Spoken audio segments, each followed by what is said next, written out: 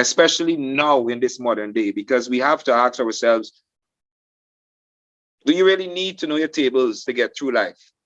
Back in the day, it was almost like something that you had to do.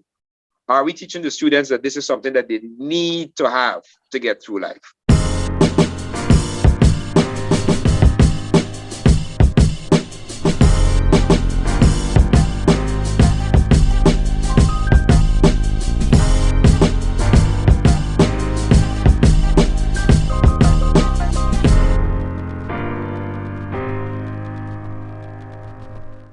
Like, subscribe, and share to Voices of Linden TV.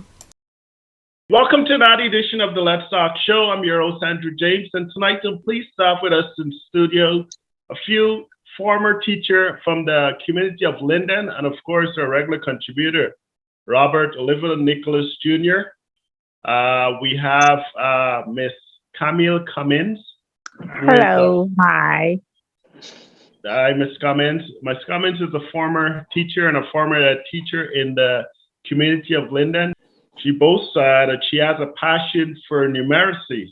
Second, we have Mr. Malcolm Solomon, who is a former teacher in the community of Linden. He's a current educator in the state of New York. He has a passion for expanding in the area of science. Next, we have Ms. Sherene Noble, who's also a former teacher in the community of Linden. She is a current educator in the state of New York with an expanding passion in the area of literacy. And last but not least, we have Robert, who is a current contributor to the Let's Talk Show. And Robert, as I'm sure many folks know, he's a social media influencer, if I may. The reason for our conversation tonight is recent reports indicate that some students in the Form 6 and 7 in the community of Linden, they're struggling in the area of literacy and, of course, mathematics.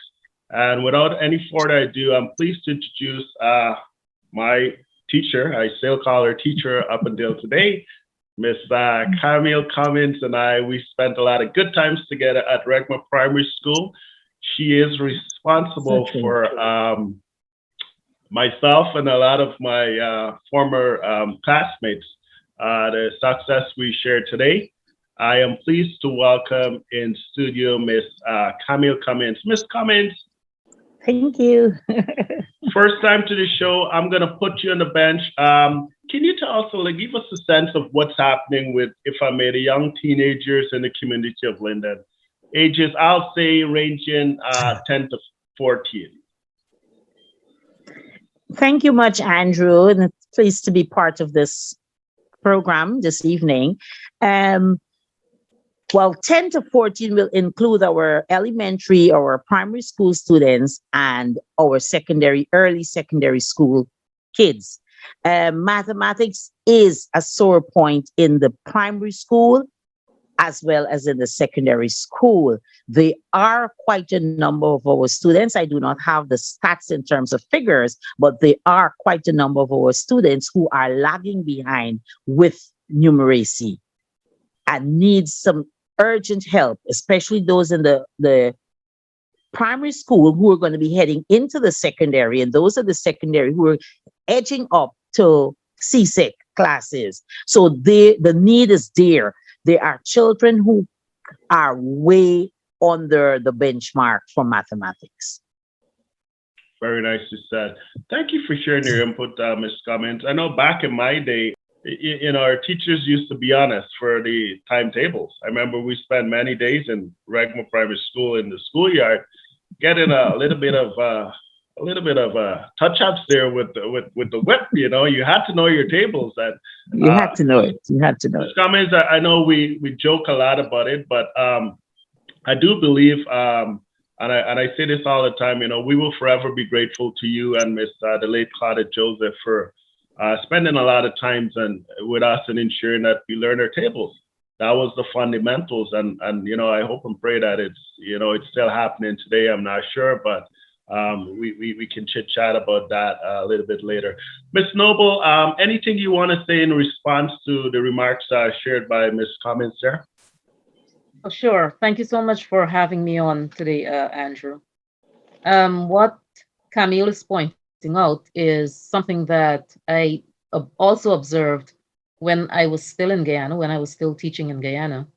Um, this unfortunately is a huge problem for a lot of our students. And I think that part of it, while students may be having issues indeed with mathematical concepts, I think that part of it is also connected to literacy. Uh, a lot of the assessments, the math assessments that we are giving to students involve worded problems. And if students are unable to read, as is the case quite often, then students really cannot express their learning in numeracy if they cannot read those uh, questions, if they're unable to read the prompts. And so any intervention that we think of with respect to numeracy has to factor that in. And any intervention also has to be rather targeted, has to be targeted to what the specific needs are. So we first have to think about whether our students really have a math or a numeracy problem, or whether they really have a literacy problem. And once we would have ascertained that, then we can determine what are the interventions that we're going to target to their specific needs. Thank you for sharing that with us. Robert, can you tell us a little bit about your time growing up in Linden and what your experience was like with mathematics and literacy? And of course, you can jump in and comment on the statements made by both Ms. Cummings and Ms. Noble, if I may. Okay. First of all, thanks for having me. If I could piggyback on what you said concerning tables. Now, I remember our exercise book. At the back of the exercise book, it used to have the tables, and there was a couple other formulas. I'm a little old now, but at the back of your exercise book always was a big thing because it had tables, a couple of formulas, and so on and so on. However, I'm always at the question mark now, being a father, is how much of that was necessary, especially now in this modern day, because we have to ask ourselves, do you really need to know your tables to get through life? Back in the day, it was almost like something that you had to do.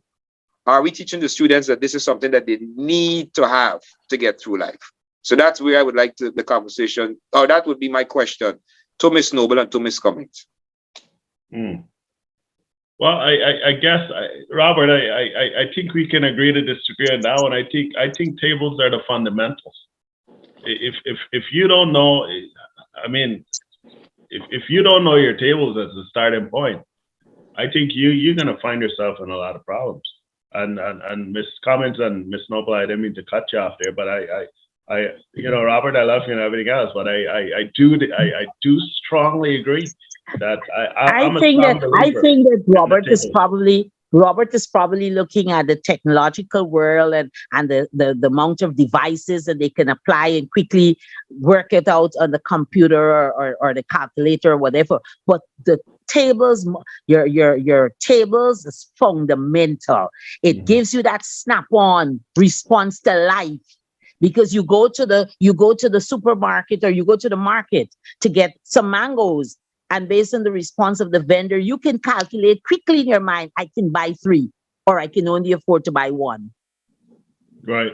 Because I would love to 3 for $500, and then I can work out, hey, this is the cost of 1. That's all the money I have. I can probably get 2 mangoes.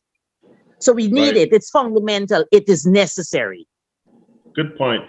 Ms. Cummings, to your point there, I recently went to a restaurant area, which I don't want to call the name, but I presented cash. I had $10, and I presented $10 to the cashier there, and she basically didn't know what to do with it. And she asked me if I didn't have a credit card or a debit card, and I said no. And she couldn't figure out the change. She couldn't figure out the change. I think what happened.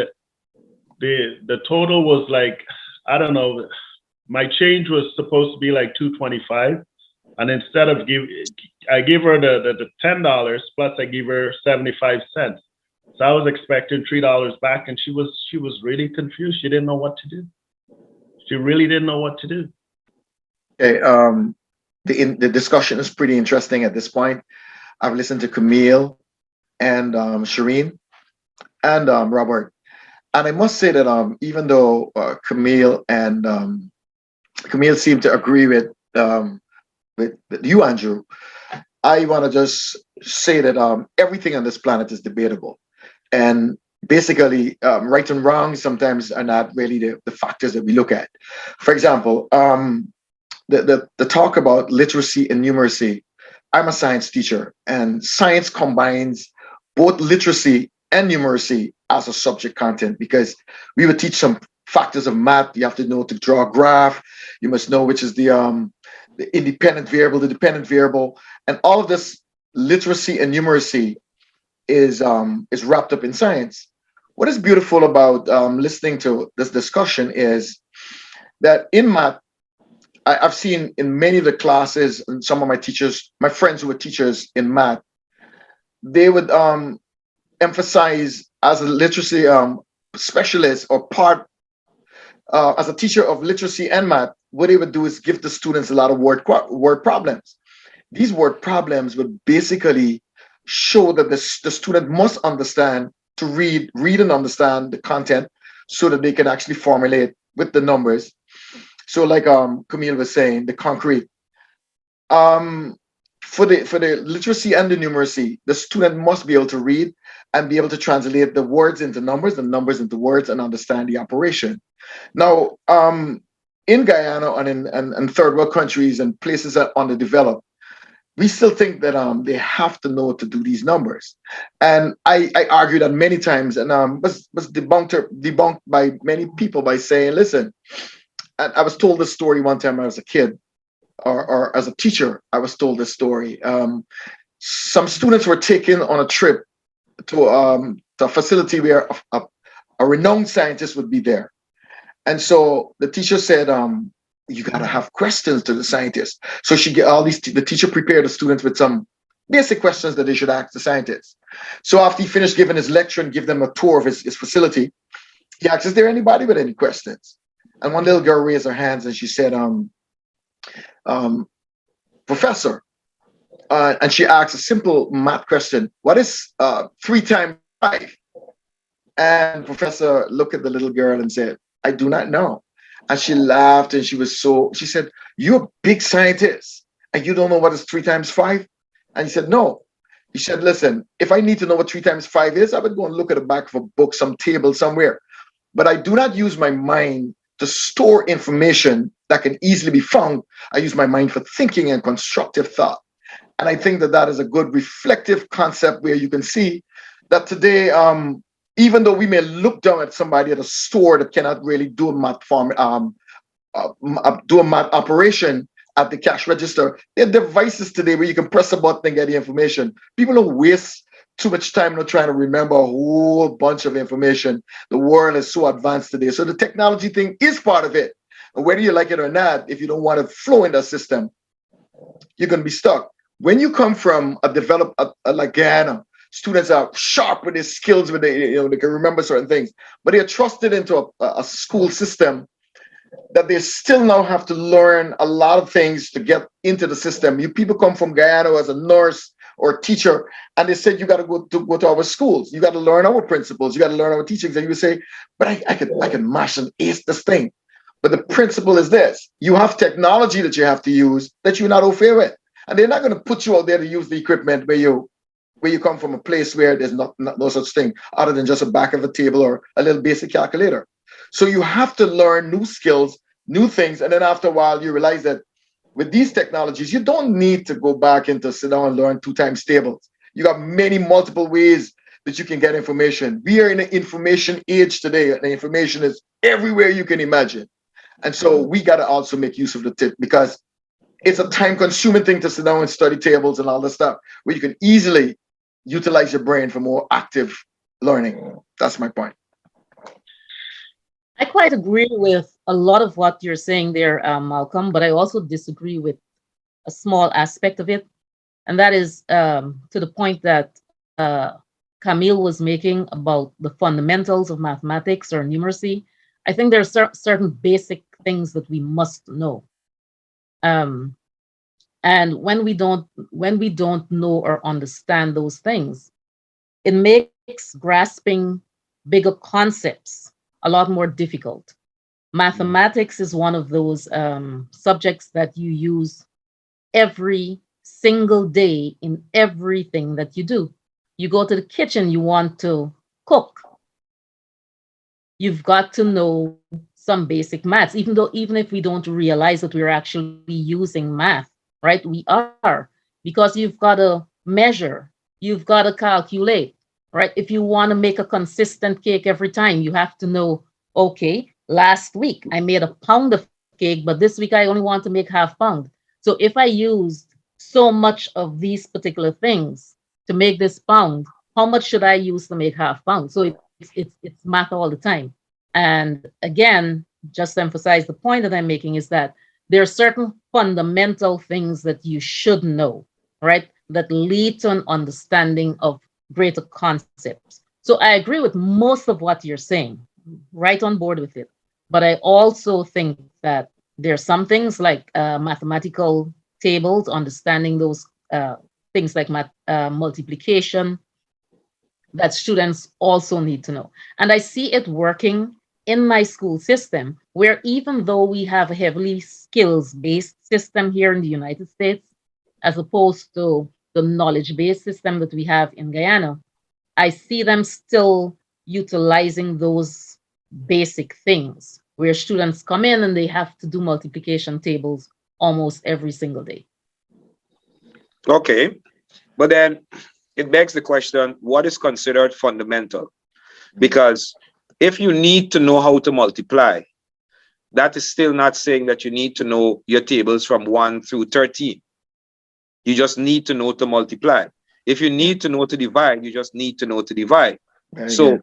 when we're talking about the fundamentals, how do we describe what is considered fundamental?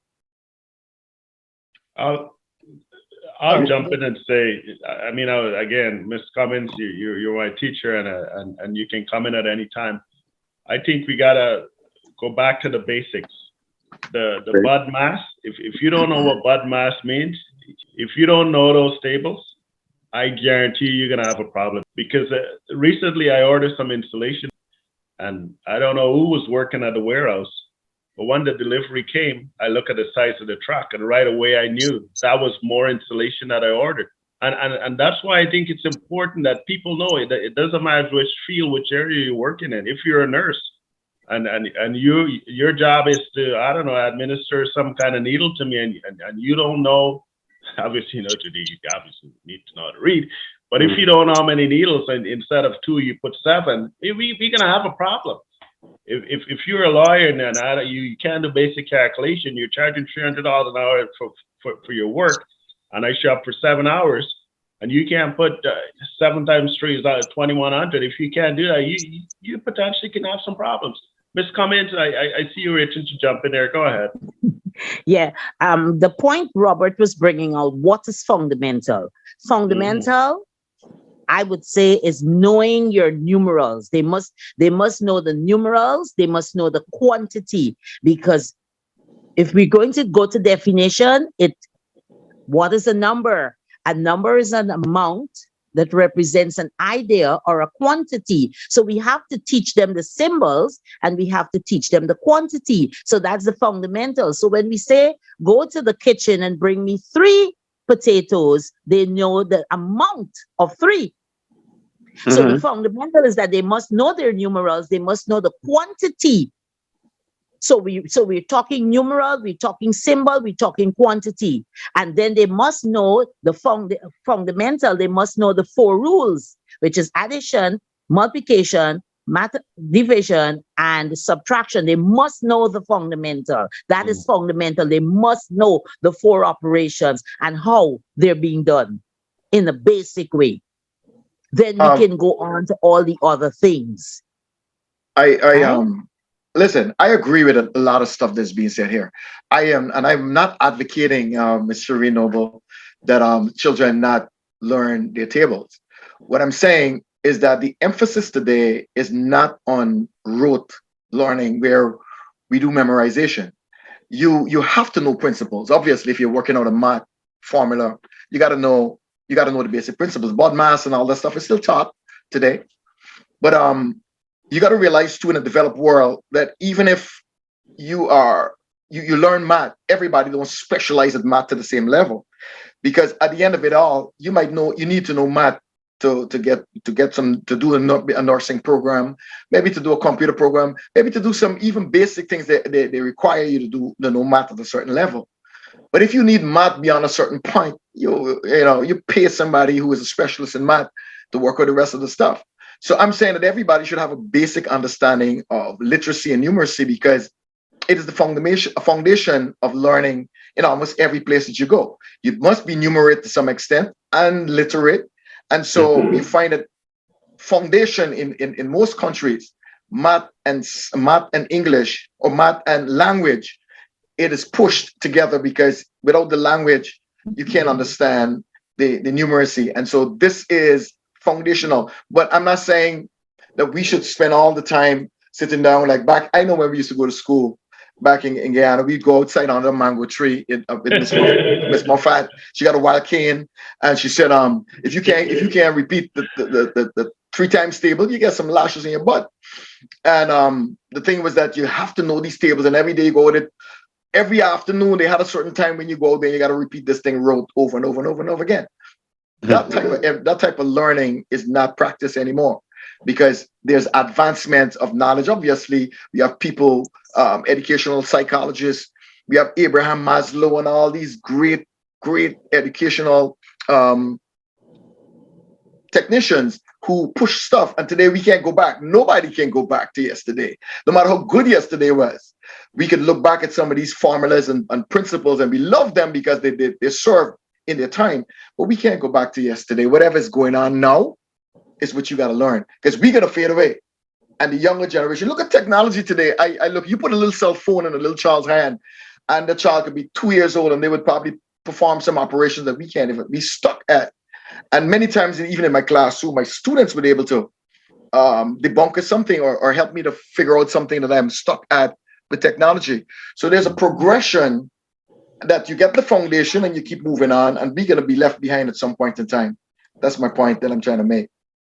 Yes, I totally got your point, Malcolm. I hope I did not come across as No. Yeah, no.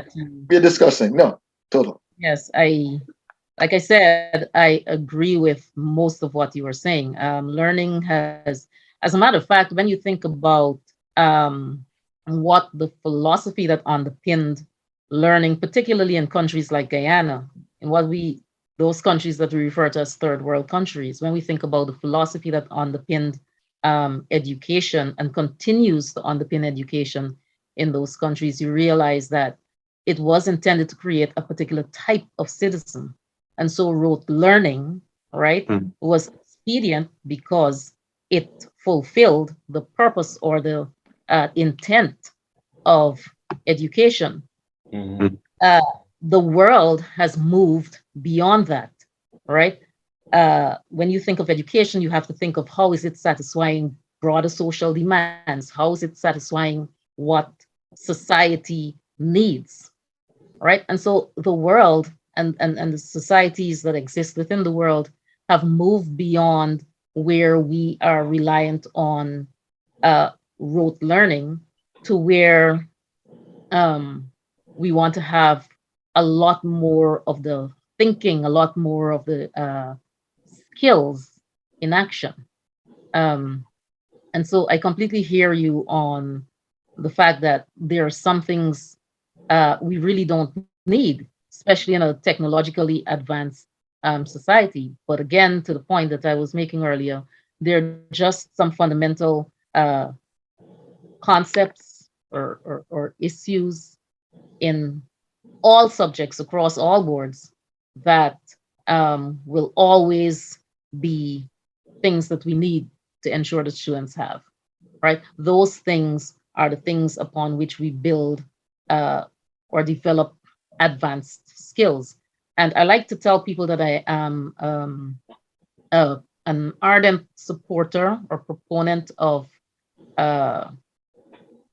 Bloom's taxonomy. I believe that we have to start at the knowledge level, even though, and I'm not going to get into a discussion about this, even though that it's not necessarily linear, I still believe that we need to start at a knowledge level and then build to the higher cognitive skills. Totally Okay. agree. I agree. All right. So if we do that, address these issues and move in a different direction, are we now forced to have a different system of testing? Because as it is right now, we still have the covenantons, CXC, and the term exams, so on and so on. So if we decide that we're going to try to amend how we learn, do we have to now further go and amend how we test the students? I don't know that we necessarily need a different system of testing. What I know is that we have to rethink what we're testing for. Because when you do an assessment, you want to assess learning. And if you are teaching skills, let us say, for instance, you're teaching skills as opposed to teaching content, right? Then you can't assess for content, you have to assess for specific skills. And I'm going to give you an example. We in Guyana, like I've said this several times, we have a knowledge-based system of instruction, right? So we teach kids things like, oh, there are 3 main rivers. Berbice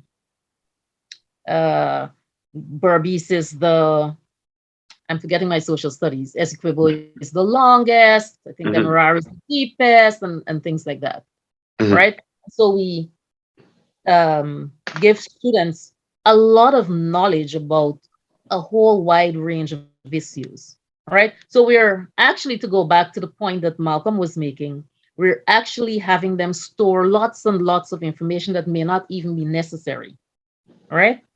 Whereas in a skills-based system, you're asking them to do things like make inferences. You're asking them to do things like cite evidence.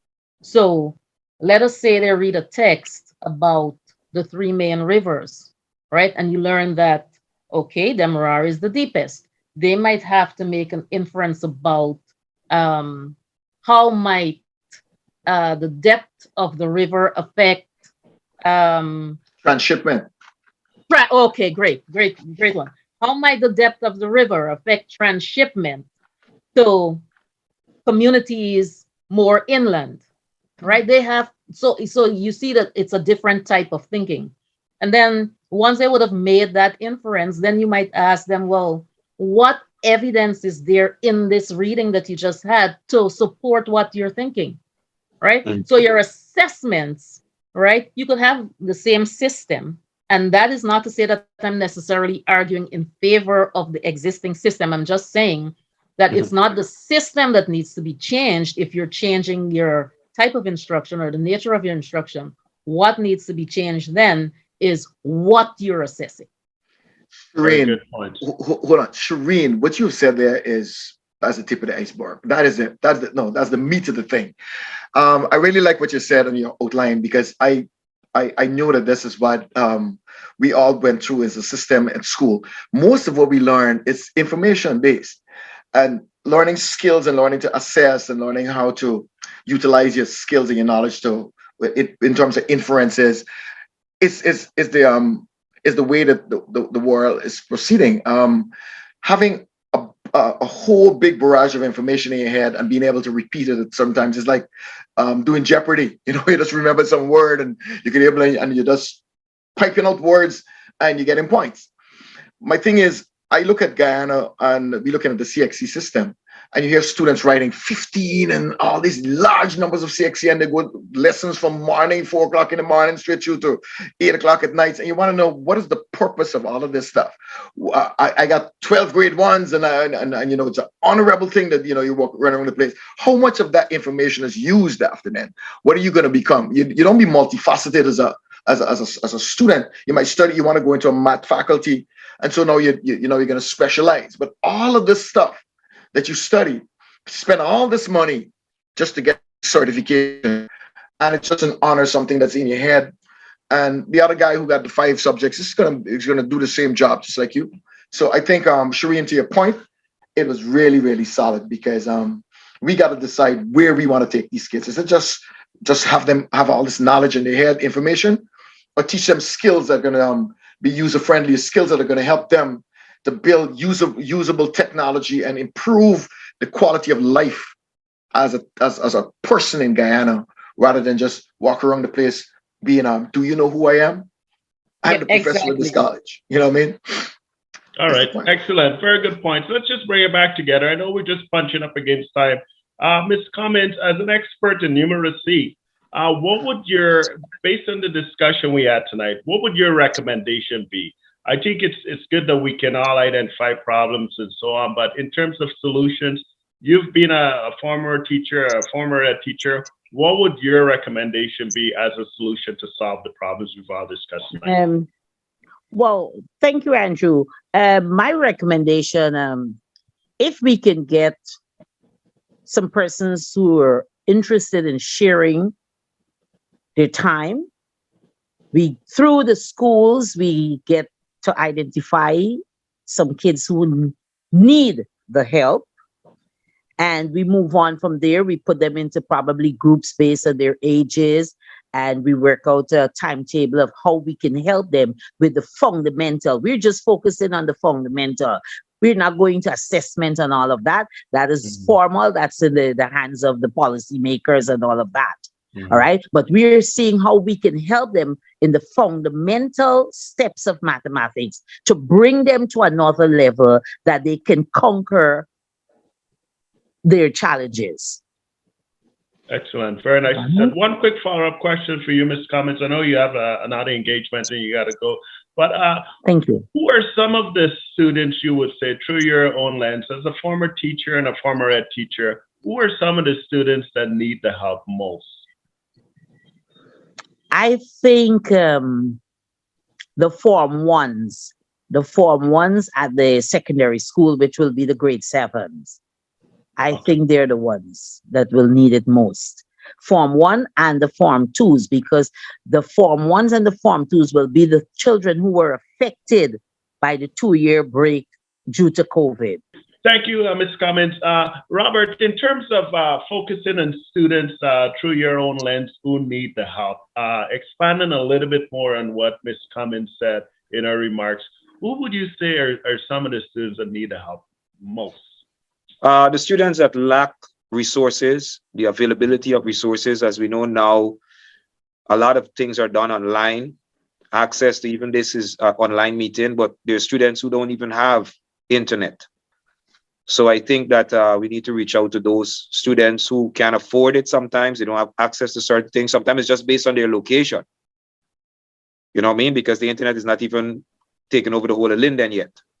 So I think the underprivileged, the kids from broken homes, and also the kids them who don't have access to technology should be a priority. Very nicely said. Mr. Solomon, through your lens as an educator, we're not talking specifics, just in general. Who would you say are some of the students that you find just in general that struggle the most and could do with some, I guess, additional supplementation in the form of like Ms. Cummings said, some tutoring and some extra assistance?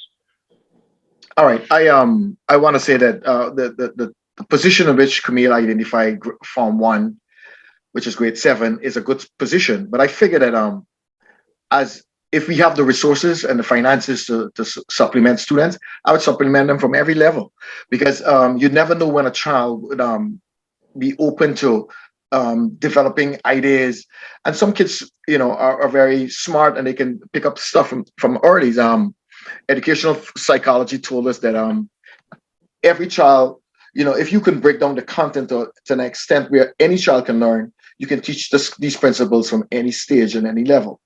What I would advocate, though, as we're talking development and trying to help the kids learn numeracy and literacy, I believe the best use of time and resources for us should be we set up systems where probably there's Zoom teaching, where we have a teacher, maybe from a different place, a more developed place. Like Camille was saying, there's lots of teachers who struggle as students in math.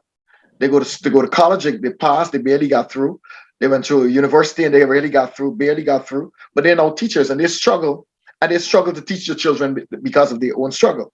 So to conquer a situation like that, I would think that would be a good thing, is if we have a professional from maybe North America or anywhere in the Caribbean or even in Guyana, let them do a teaching session where they teach teachers or train teachers how to inform, educate, and teach students through these difficult patterns, rather than sitting down and have the teacher teach the students, which will just go out back into the world and become citizens. Teach the teachers who are consistently teaching every year, and that would be a good way to remedy some of the problems of this education system. Yeah, I think Malcolm makes an excellent point. But I also recognize that there are urgent needs, and that, and I think that is what Camille was advocating, that we try to address those urgent needs. But in the long term, in the medium and long term, I would think that what Malcolm is saying, makes a whole lot of sense. That what you have in a lot of instances are people who are going in to teach students who may not necessarily have the knowledge or the skills to be able to instruct students in those concepts. And so you might have them passing on misconceptions to students. And so even if we were to, let us say, have sessions where we're providing that support, they're still going back into the classroom where they are being instructed by people who may, need some the skills, themselves with the concepts. So I agree with what everyone here has said, but for different reasons. Excellent. Ms. Noble, you describe yourself as someone who has a passion for expanding literacy. Can you tell us about one program or a program you've worked on in the past that would, I guess, supplement the claim for your passion in literacy, if I may, please? Well, one of the things that I have been doing since 2014, I think, I'm not good at recalling facts, but I think I started in 2014. I've been sending books to Guyana. I started by sending books to the National Library with a specific request that those books be given to the Linden branch of the National Library. I've also sent books to schools, sometimes to specific teachers. Last year, I sent some books to Amelia's Ward Primary, as well as to my alma mater, Bishop's High School. This year, I'm starting to pack 2 bins of books, and those will be sent to an organization called 10 Forward, which is headed by Dario McLennan, who's also an alumnus of Mackenzie High School. So that's part of what I'm doing with respect to literacy. I fully understand and appreciate that literacy is not just having the material, but students also need the skills. They also need the strategies to help them to become highly literate and to help them to really engage with texts. But I think that that's at least the start. I think one of the biggest issues with literacy is that we really didn't have a lot of reading material. You had lots and lots of schools that didn't have libraries or had deficient libraries. So I think that's a solid start in the direction of improving literacy. Excellent. Thank you for sharing with us, Ms. Noble, and I commend you on the program that you're doing. Look forward to working with you in the future. In terms of support, let's say for someone watching this program right now, and they are excited about learning and literacy, and passionate as you are, and they want to support. Is there a way for them to support? Is there any resources that folks can donate to assist you right now? If so, if you can spell it out, we'll be much appreciated. Well, I do receive a lot of materials from my school. I have a school community, and that's the Lions Community School in Williamsburg, Brooklyn. I have a very strong and supportive school community. I receive a lot of materials from them. But we also have a GoFundMe campaign, and that's to raise funds for the shipment of the resources. So I have that campaign. It's on right now. It's active right now. And if you would like to support it in that manner, we'd be more than happy to have that level of support so that we can get materials back to Guyana. I would appreciate if you could share the information on screen so that people who might be interested could click on the link and make their pledge. We're just punching up against time. Mr. Solomon, I know you've touched, shaped, and influenced and changed the lives of a lot of Mackenzie High School students over the years, and you continue to do so up until today. You've always been a good friend of the alumni. You stay connected with your students, and that we will forever be grateful to you for keeping in touch with us and always being very supportive and always willing to lend a listening ear. Any suggestion, any little program through your own lens you think will be great? Yeah, I guess in addition to the children program, do you think it's a good idea? Any supplemented support for Mackenzie High School through your lens, Mr. Solomon, please? There are a number of platforms in the United States. I don't know if, well, I doubt whether they would be available to teachers in Guyana, but there's a number of teachers that I know in the United States that came from from Mackenzie High School, like Armina and many other teachers that are teaching in the United States now, Mr. McDonald. They have resources, and they're in every school in the United States. Most of the times when they're changing a program, they would dump a lot of material. And only up to last year, our school dumped tremendous amount of stuff. The problem is, as an individual, you don't have a place to store those things, and they would probably need to be shipped right away and the kind of stuff. I seen smart boards thrown away, computers and microscopes, and they dump these things. The sad part is that there's not only physical things, but there's software. And I sent a number of CD-ROMs to Mackenzie High School because I figured that's what they might be able to use. But there's a lot of teachers who have resources, and they can send websites and platforms that are free, and some of the things that can be used. I think if you contact these teachers and ask them to make contributions to resources that can be sent to Guyana easily, I think that would be a good way to start. But I figured that just giving them resources and material is not just the end all be all. Like Sherene said, if you send books to Guyana and there's all these fancy books to read, but there's nobody to guide them through these reading processes, it's just, again, a nice storeroom. So I think they need also expertise, resources, people who can give of their time and skill, so as to help the leaders and the teachers in Guyana would be also a very good thing. When listening to our program, and they suggested if you email Janelle for MHS 92, JENELLE number 4 MHS 92 at gmail.com. And I guess it's a great way to start our tutoring program. If you need help, you're looking at this and you're a student in any high school in Linden, you're more than welcome to send Janelle an email, and she will try to connect you with a tutor, if I may. Robert, in closing, can you tell us about some of your struggles you had as a student? I guess it could be either primary or high school, in your high school years. If you can share some of your struggles with us, and perhaps give us some recommendation as to what we can do to ensure that a current student doesn't struggle the way you did when you were growing up in Linden, please. I had no struggles. I was the best student. Thank you. That's no.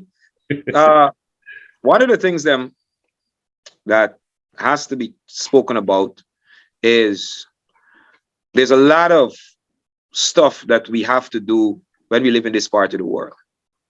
Everyone could identify with that. We're always busy. There's always bills to pay or whatnot. So I really need to stress that when we take our time to try to do something for our school, for our community, I think the community needs to be a little more receptive. Now, I get the fact that I hear that.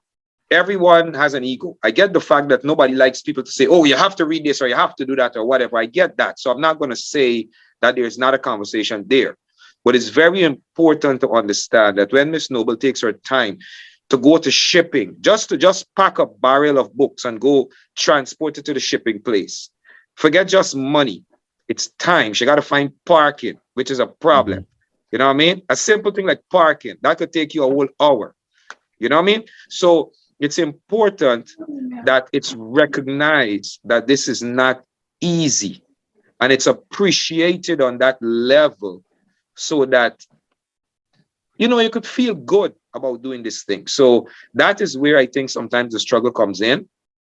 And it's easy to use a Guyanese term. It's easy to get down courage when you don't get that sort of response. So it's very important that the people who are going to receive this knowledge, receive the tutoring, receive the programming, receive whatever little that we could contribute, they're receptive and understand that it's done with love and it's very difficult to do. Nicely said. Thank you, Robert. I know Miss Armina Seetram just joined us. Welcome aboard, Armina. Oh, thanks. I'm happy. Good I was night, able to Armina. join. Good night. Good night. Armina is a true friend of the show. I guess just wrapping up, Armina, we chatted much about the need to improve numeracy and literacy in the community of Linden. And I guess the takeaway is for us to work together in structuring a tutoring program targeting students that are struggling specifically in the area of numeracy, dealing with numbers and so on. And then I guess the whole idea is for us to expand in the area of literacy. The intention is to have, I guess, 10 tutors stationed wherever throughout the world. It can be wherever they're located once they have access to computer and reliable internet. I mean, through your own lens, is that something or an area you think you might be able to connect with us and contribute? If not you, perhaps somebody you know, some special mathematics as a professional in your life or so, maybe just for 1 or 2 hours a week? Yeah, I did talk to Andrew about it and he seemed pretty receptive about it. So I think once you know, if there's a student, I can certainly check back in with him. I'm taking on a lot over here too. So if there was anybody that wanted some help with self-esteem or confidence or, you know, just going over some sort of internal hurdle, I can definitely be the expert in that one as I continue to do that here. But in terms of math, yes, Andrew says he will gladly help out as long as you let him know, and then he can look at his schedule and try to commit to a time with that individual. There you have it. We have our first tutor. I should say we have our first two tutor, Andrew and Armina. Armina has been a very good supporter of the alumni group. And I think we all have been. I think what Robert was talking about earlier, it's not just receptive, but I think appreciative. It takes a lot of time to do this stuff, especially in winter when you got to drive all over the place. Yes. Thank you. Just in closing, I'll just go around again and do a final wrap. Ms. Noble, anything in closing? Just to reiterate that literacy and numeracy are inextricably bound. And so whatever work we're proposing to do in numeracy, we have to match it in literacy. Very nicely said. Couldn't agree with you more. Mr. Solomon, anything in closing, please? I want to quote this quotation. I think it's from a guy, H. Brooks. It says, a teacher affects eternity. He never knows where his influence stops. I believe that all of us who are into the education arena are basically here to influence and to deposit what we have into the next generation so that they can run the next leg. Because what good is education in a person if it's not transmitted? So I'm thinking that literacy and numeracy foundational platforms, I think I'll be willing to jump in at any time and even connect with people who have the resources and the skill sets that could, make this happen for us at a bigger level, at a different level. So I'm happy that I'm here to hear this discussion, and knowing now that we have people who are focused and anxious to jump in, I think it's a good place to start. Very nicely said. Thank you, Mr. Solomon, for your continuous support. We're getting a lot of instant emails. A couple of people have already been sending in their expression of interest into helping us, which is remarkable. Armina, anything in closing? Or just wrapping up? Any? No, I'm always going to try to help in any way I can. I think you guys are so great. Sherene, it's so good to see you. Malcolm, Robert. Like, it's nice to see the faces. I'm glad I got to join in. Excellent. Thank you so much, Armina. And I always like to save the best for last. Should be the best for first, but I like to put it last. Robert, you want to wind the windows down? You want to close us off with anything nice from through your lens? No, I just want to say it's so awesome. There's a stat that just came out that said the largest diaspora, I think it's from Guyana. And, we're so committed to giving back to our community. It's wonderful. It's just a joy to know that, whatever little help we could give, we always seem to come together in whatever way possible to try to give back to Guyana. And that's an awesome, awesome thing, I must say. Very nicely said. Just in closing, I want to acknowledge and thank everyone for their contributions today. Without you, this wouldn't have been possible. I will forever be grateful for everyone who've stopped by today. It takes a lot of time and effort, like Robert and Mr. Solomon and Sherene and Armina said, rightfully said, to give back. And it's our open prayer and our intention that this program can be a blessing to someone. We are going to target the first 10. So the first 10 students who are watching this video and, or through their teachers who can recommend a student who's struggling in the area of numeracy or literacy, if I may, you're more than welcome to email Janelle, number 4, mhs92@gmail.com. Janelle is spelled Jenelle, 4, mhs92@gmail.com. Thank you very much, and I look forward to having you guys back for a conversation on another day. Good night. Thank you. Have a great night, everybody. Yes, same to you guys. Good night.